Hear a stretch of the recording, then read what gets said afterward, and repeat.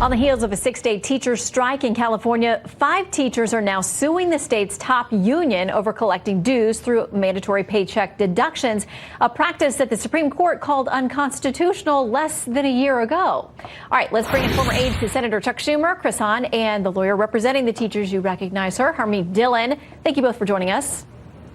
Thanks, Shannon. Thanks for having us. All right, Harmeet, I just want you to clarify, because Justice Alito was very clear. He said this in the decision last year: we conclude that this arrangement violates the free speech rights of non-members by compelling them to subsidize private speech on matters of substantial public concern. And he said, unless these people affirmatively consent to giving the money, the unions can't take it. Are you claiming that's what's happening in California? Exactly what's happening. So our 5 clients, working in conjunction with the Freedom Foundation, which has filed this type of lawsuit in other West Coast states as well, are claiming that they have opted out of their union card contracts. And despite having opted out, the union is not letting them out until the anniversary of their 1-year contract. So every pay period that their paychecks are being deducted significant money. In the case of the lead plaintiff, Bethany Mendez, $1,500 a year on a pretty meager teacher's salary, a constitutional violation is occurring. And so the Supreme Court was very clear that you cannot take this money unless there is a knowing and voluntary waiver of the First Amendment. And so none of these teachers have made a voluntary waiver of their First Amendment rights. So, Chris, even if you didn't like the ruling from the Supreme Court, it was a tight 1-5-4 last year. Why shouldn't these teachers have the right to put their foot down over this?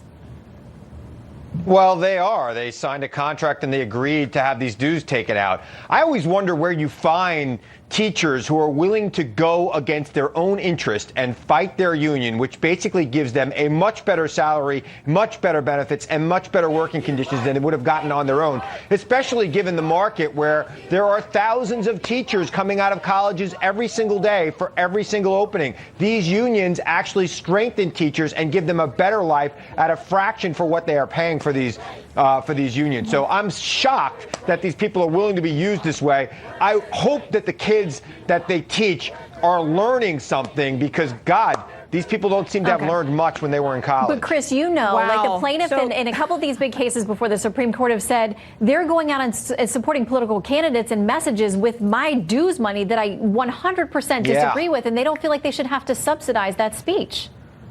Does that make them terrible people? It's funny. It's a slippery slope. And, when, we all pay for things we don't want going to support things we don't like. Like, for example, I buy gasoline every day. Do I have a right to determine what the gasoline company is going to do with the money I spend on it? It's a very slippery slope. The Supreme Court got it wrong, and it will be overturned when we get some reasonable members on that court. Okay, Harmeet. The California Teachers Association, by the way, very brief statement, only responding this way, saying it's just another lawsuit from the Freedom Foundation to continue the attack on public education and public employees. Harmeet. Yeah. So Chris just called these teachers stupid and said that their students are going to learn nothing. And he also ignored the fact that this is a constitutional violation. That's the difference between your gas analogy, Chris, and what's going on here. And if you think about it in terms of a term that the left loves, which is freedom of choice, that's what these teachers are really looking for here. They're looking for the choice to be part of a union or not. And by the way, the sky doesn't fall when people aren't part of a union, Chris. As you know, in the federal system, people are not required. As the federal system, please don't interrupt me, Chris. I didn't interrupt you.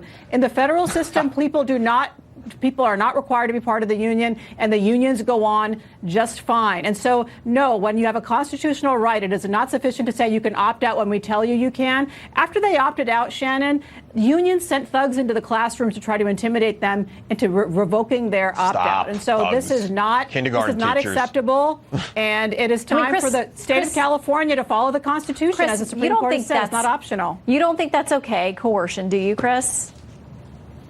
No, of course not. But I also don't think that these teachers who are her clients understand how much they're being used by an extreme right-wing group that just wants to break unions all over the country. Well, look, they are clearly unaware of how they're being used. So it is a shame, and I feel bad for them, because they're going to learn very soon, if their union does collapse, what their salaries would be in a free market, and it won't be good for them. I think they're going to be just fine without all the coerced speech. Yeah, a lot of people felt after the ruling last year that there would be a big threat to the unions falling apart, that kind of thing. We haven't seen that yet.